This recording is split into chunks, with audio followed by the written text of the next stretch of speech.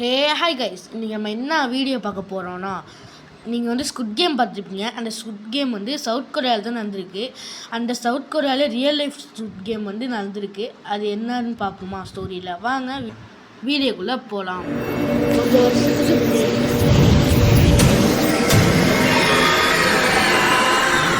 கொஞ்சம் வருஷத்துக்கு முன்னாடி 2 ஃப்ரெண்ட்ஸு காட்டுக்குள்ளே போகிறாங்க.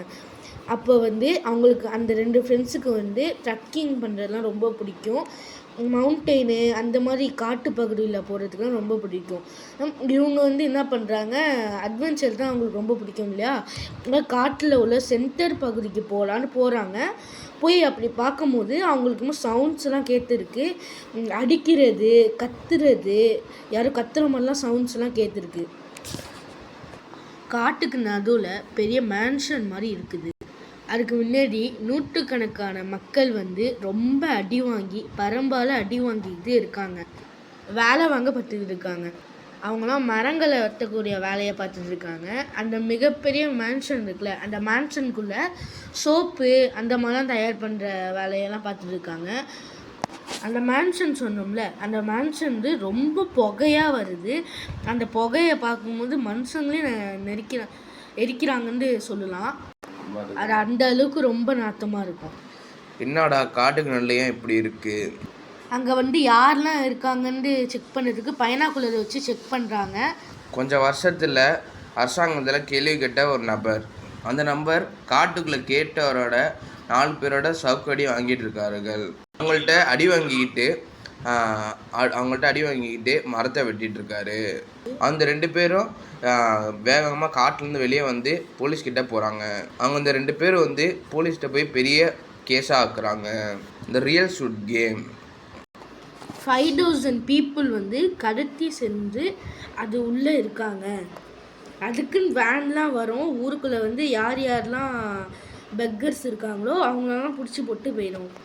ஆண் பெண்ணுன்னு பார்க்காம எல்லாருக்குமே அங்கே வந்து அடி எல்லாமே விழுந்துருக்குது. ஆனால் இப்போ வந்து அது வந்து நம்ம உலகத்தில் உள்ள எல்லாருக்குமே அது தெரிஞ்சு போயிடுச்சு. இப்போ இது எங்கேன்னு ஆரம்பிக்குதுன்னா, நார்த் கொரியாவும் சவுத் கொரியாவும் போர் நடக்குது. அப்போ வந்து சவுத் கொரியாவுக்கும் நார்த் கொரியாவுக்கும் போர் நடந்ததுனால அங்கே வந்து லைன்லாம் வச்சுக்கிட்டு, இதுதான் சவுத் கொரியா, இதுதான் நார்த் கொரியா, இங்கே வந்து தாண்டக்கூடாது யாரும் அப்படின்ட்டு சண்டை போட்டுருக்குறாங்க. இந்த 2 கண்ட்ரியுமே போரில் நிறைய பேர் இறந்துட்டாங்க. சில குழந்தைங்களுக்குலாம் அவங்க அப்பா அம்மா வந்து போரில் இறந்துட்டாங்க. அந்த குழந்தைங்களுக்கு யாருமே இல்லை, சும்மா வெளியே அந்த மாதிரி தான் உட்காந்து பெக்கர்ஸ் மாதிரி பண்ணிக்கிட்டு இருக்காங்க. பெக்கர்ஸ் கூட சேர்ந்துட்டு இருக்காங்க அவங்களும். அப்போ அந்த நாட்டுக்கு வந்து தலைவராக இருக்க பாக் இன் கின், அவர் வந்து ஏன் இவங்கெல்லாம் இப்போ இங்கெல்லாம் இருக்காங்க, ஏன் இவ்வளோ அசிங்கம் பண்ணுறாங்க நாட்டை அப்படின்னு அவர் யோசிச்சுட்டே இருக்காரு எப்போதுமே. கொஞ்சம் வருஷத்தில் சவுத் கொரியா வந்து ஒலிம்பிக்ஸ் அடைய போகிறாங்க. பாக் இன்கின் அவங்க வந்து என்ன சொல்கிறாங்கன்னா, சவுத் கொரியா வேற இப்போ ஒலிம்பிக்ஸ் அடைய போகுது. இப்போ இந்த மக்கள்லாம் வந்து அங்கங்கே பிச்சை இருக்காங்க. அப்போ வந்து நாடு அழகாக இருக்காது. இவங்கெல்லாம் இருந்தால் நிறையா நாட்டுலேருந்து வருவாங்க. இங்கெல்லாம் இப்படி இருக்கிறது அசிங்கமாக இருக்கும். அதாவது நம்ம வந்து இவங்களெல்லாம் நம்ம இந்த நாட்டில் இல்லாமல் அப்படியே காட்டுக்குள்ளே போயிட்டு வேறு எங்கேயாவது அங்கே ஏதாவது கட்டி அவங்கள வந்து அங்கே வச்சுக்கணும் நம்ம அப்படின்னு யோசிக்கிறாரு அவர். கேம்ப்பு கட்டி குட்டி பசங்க, தாத்தா, ரோட்டில் இருக்கவங்க எல்லாரும் கேம்புக்குள்ளே உட்கார வச்சுக்கிறாங்க. அரசாங்கத்தில் கேள்வி கேட்பாங்க, சவுத் கொரியாவில் யார் தலைவர்னு கேட்பாங்க. இவங்க மக்கள்லாம் கேள்வி கேட்பாங்களே, இந்த பாக் இன்கியூன்லாம் இந்த நாட்டில் வந்து கரெக்டாக இருக்காங்களா அப்படின்ட்டு. இன்க்ளூட் அந்த ஒலிம்பிக்ஸ்லேயும் அவர் வந்து ஆயிரக்கணக்கான கோடி காசுகள்லாம் அடிச்சிருக்காராம். அப்போ அவரை வந்து இவ்வளோ காசு அடிக்கிறான்னு கேள்வி கேட்பாங்களே எதிராக மக்கள்லாம், அவங்களெல்லாம் எடுத்துகிட்டு போய் அந்த கேம்பில் ஊற்றுருவாங்களாம். இப்போ இவங்க சொல்கிறதுல பார்த்திங்கன்னா 10% தான் ரோட்டில் உள்ள பெக்கர்ஸ்லாம் இருக்காங்க. 90% வந்து இப்போ அவரை வந்து கேள்வி கேட்குறாங்களே அரசாங்கத்தில், நீங்கள் என்ன பண்ணியிருக்கீங்க அப்படின்னா, அவங்க தான் இருக்காங்க 90%. இந்த கேம்புக்குள்ளே நம்ம நினச்சி கூட பார்க்க முடியாத சித்திர வகைகள் நடந்துருக்குது. 1 நாள் 2 நாள் இல்லை, வருஷ கணக்காக. என்னன்னு சொல்கிறேன். அப்படின்னு ஒரு பையன் இருக்கான். அந்த பையனுக்கு அப்பா அம்மாலாம் இருந்திருக்காங்க. அப்போ வந்து ஒரு வேன் வரும். அந்த வேனில் தான் அந்த பசங்கள்லாம் பிடிச்சிட்டு போகணும்னு சொல்லியிருந்தேன் இல்லையா, அந்த வேன் வரும். யார் யாரெல்லாம் ரோட்டில் இருக்காங்களோ அவங்களுக்கு கேட்குறதுக்கு ஆள் ஏதாவது தூக்கி போட்டு அப்படியே போயிடுவாங்க. அப்போ அவங்க அப்பா அம்மா வந்து சொல்லிட்டு போயிருக்காங்க, எங்கள் அப்பா அம்மா வந்து நாங்கள் பக்கத்து வீட்டுக்கு போயிட்டு வரோம், டோர் லாக் பண்ணி இரு அப்படின்ட்டு அவங்க அம்மா சொல்லியிருக்காங்க. எங்கள் அப்பா அம்மாவும் இந்த பையன் என்னங்கிறவன் வெளியே வந்து விளாண்டுட்டு இருக்கான். அந்த ட்ரக்கு வந்து அவனையும் வேனில் ஏற்றிட்டு போயிடுச்சு. அவங்க வந்து இன்னிட்ட அவங்க அப்பா அம்மா எங்கன்னு கேட்டிருக்காங்க. சின்ன பையன் 6 வயசுலேருந்து 7 வயசு பையன், அவனை தூக்கி வேனில் போட்டிருக்காங்க. அந்த வேனோட பேர் வந்து பிரதர் வெல்ஃபேர். அவனுக்குன்னு ஒரு நம்பர் கொடுக்கப்படுது. உனக்கெல்லாம் இனிமேல் பேரே கிடையாது, இன்னுலாம் ஒன்றுலாம் கிடையாது, உனக்கு நம்பர் தான், அவனை நம்பர் வச்சு தான் கூப்பிடுவாங்க இங்கே எல்லாரும். அவனுக்கு என்ன நம்பர்னா 333. அங்கே சுற்றி 10-20 குழந்தைங்க இருக்காங்க. அவனுக்கு ஒன்றுமே புரியல. அவங்க அப்பா அம்மாவெல்லாம் காணோம், என்னாச்சு, எப்படி நான் இங்கே வந்தேன் அப்படின்னு அவனுக்கு ஒன்றுமே தெரியல. ஏன்னா 7-6 வயசு தானே அவனுக்கு இருக்கும்.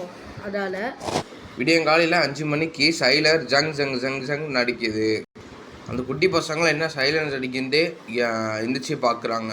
அந்த குட்டி பசங்க பார்த்தோன்னே என்னடா வயசானவங்களாம் நிற்கிறாங்கன்னு பார்க்குறாங்க. அந்த குட்டி பசங்க அங்கே ஆயிரக்கணக்கான மக்கள் இருக்காங்க. ஒவ்வொரு ரூமில் 100 பேர் இருப்பாங்க. இவங்களை பிரித்து வைக்கிறாங்க, ஒவ்வொரு டீமாக பிரிக்கிறாங்க. அந்த பையன் வந்து வந்து கேட்குறான், எங்கள் அப்பா அம்மா எங்கே, நீங்கள் யார் அப்படின்னு கேட்குறான். அந்த 7 வயசு பையனை பாவம் சச்சனை பார்க்காம அந்த பையனை அரைஞ்சிடுறாங்க. வந்து திரும்பியும் அங்கே அடித்ததுக்கப்புறம் மயக்கப்பட்டு கீழே விழுந்துடுறான். அவங்க அப்பா அம்மா திரும்பி எந்திரிச்சதுக்கப்புறம் அவங்க அப்பா அம்மா எங்கேன்னு கேட்கக்குள்ள திரும்பியும் கன்னத்தில் திரும்பி அரைஞ்சிடுறாங்க. அவனுக்கு இப்போ தான் இந்த அந்த பையனுக்கு வந்து இப்போ தான் புரியுது, யார்கிட்டையும் பேசக்கூடாது. அப்பா அம்மா காலையில் ப்ரெஷ் கொடுப்பாங்களாம். அந்த ரூமில் 100 பேர் இருப்பாங்களாம், ஆனால் 10 ப்ரெஷ்ஷை தான் கொடுப்பாங்களாம். இந்த ரூமில் 100% இருக்காங்க, அவங்களுக்கு 10 ப்ரெஷ்ஷு தான் கொடுத்துருப்பாங்க, ஆனால் அவங்களுக்கு 100 பேருக்கு ஷேர் பண்ணணும். அங்கே உள்ள ட்ரெஸ்ஸு கூட ஷேர் பண்ணி தான் போட்டுக்கணும். எதுக்கு இவங்களாம் இங்கே வச்சுருக்காங்க அப்படின்னு யோசிக்கிறீங்க? உள்ளில் 20 ஃபேக்ட்ரி இருக்குது. அந்த ஃபேக்ட்ரியில் இவங்களெல்லாம் வேலை பார்க்குறதுக்கு தான் வச்சுருக்காங்க. ஒரு ஃபேக்ட்ரியிலும் ஒரு விதமாக இருக்கும். ஒன்றில் மரக்கட்டை வச்சு செய்கிறதா இருக்கணும், இன்னொன்றில் சோப்பு வச்சு செய்கிறதா இருக்கணும். அந்த மாதிரி இப்போ வந்து ஒரு நாளில் வந்து ஒரு ரூமுக்கும் ஒரு தனியாக 100 பேருக்கும் தனித்தனியாக கொடுத்துருப்பாங்க. இப்போ ஒருத்தவங்க இருக்காங்களா, அவங்களுக்கு சோப்பு செய்யணும், 1,00,000 சோப்பு செஞ்சிடணும், அதுவும் ஒரே நாளில் அப்படின்பாங்க. அவங்க வந்து 99,000 சோப்பு செஞ்சுருவாங்க, ஆனால் ஒரே ஒரு சோப்பு செய்கிறதுக்கு கூட அடிப்பாங்க. அப்போ உங்களாத்தையும் இன்னும் 1000 சோப்பு கூட அவங்கள வச்சு செய்ய முடியாதா அப்படின்னு கேட்பாங்க. ஆண் பெண்ணுன்னு பார்க்காம எல்லாரையுமே எல்லாமே அடிப்பாங்க. சாப்பாடு கொடுக்க மாட்டாங்க, சித்திரவதை பண்ணுவாங்க. அந்த பையனுக்கு ஒன்றுமே அங்கே புரியல, அங்கே என்ன நடக்குதுன்ட்டு. லட்சக்கணக்கான மாத்திரைலாம் கொடுத்துருக்காங்க, இந்த சொரணம் இல்லாமல் ட்ரக்ஸ் மாத்திரைலாம் கொடுத்துருக்காங்க. இங்கே வந்து அவங்க அப்பா அம்மாவை பார்த்து கட்டி பிடிச்சி அழுகுறான். அந்த அப்பா பார்த்தோன்னே அவங்க கட்டி பிடிச்சி அழுகுறான்.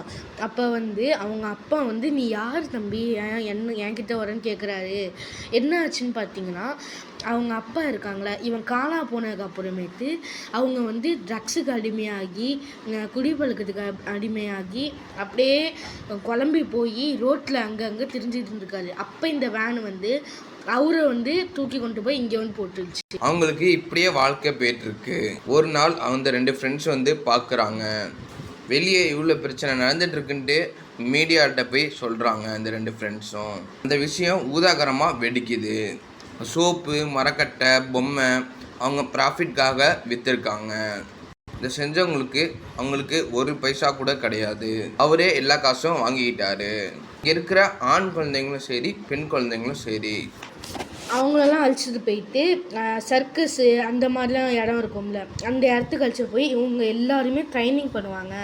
ட்ரைனிங் பண்ணி பாட்டு பாடுறது, டான்ஸ் ஆடுறது, அந்த மாதிரிலாம் பண்ணிக்குவாங்க. இப்போ அங்கே பேரண்ட்ஸ்லாம் வந்து பார்க்குறாங்களே, அங்கே பேரண்ட்ஸ்லாம் வந்து பார்க்கும்போது யாருக்கெல்லாம் எந்தெந்த சில்ட்ரன்ஸ்லாம் பிடிச்சிருக்கோ அவங்கள வந்து காசு கொடுத்து வாங்கிட்டு போயிடுவாங்க. ஆனால் அந்த காசு அந்த சில்ட்ரன்ஸுக்கு போகாது, அங்கே உள்ளவங்களுக்கு தான் போகும்.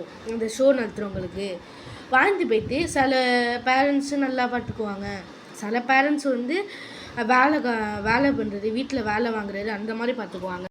அவங்க என்னென்ன கொடுமைகள் பண்ணியிருக்காங்கன்னா அது நீங்கள் கேட்டாலே வாந்தி வர ஆரம்பிச்சிரும்.